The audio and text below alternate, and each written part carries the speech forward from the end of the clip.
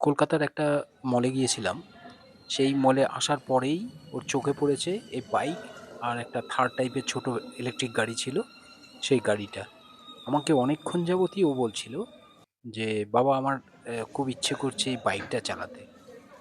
তো ১ম এ তো ওকে নানাভাবে ভোলানোর চেষ্টা করেছিলাম। কিন্তু আমি জানি ও ভোলার ছেলে না।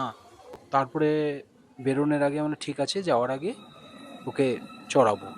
তো এখন গাড়িতে চড়ার পরেই খুব শান্ত ছেলের মতন তো গাড়িতে চড়েছে। অবশ্য গাড়িতে চড়ার আগে আমি একটা প্রতিশ্রুতি নিয়ে রেখেছি যে গাড়ি থেকে নেমে যেন ও না বলে যে, "আমাকে এই গাড়িটা কিনে দাও।" তখন তো হ্যাঁ, হ্যাঁ বলেছে। এখন এটাই দেখার যে ওর প্রতিশ্রুতিটা যে আমার সাথে করেছে সেটা কতক্ষণ ধরে রাখতে পারে। আমার মনে হয় ও প্রতিশ্রুতিটা রাখবে। কারণ অনেকটা সময় এনজয় করেছে।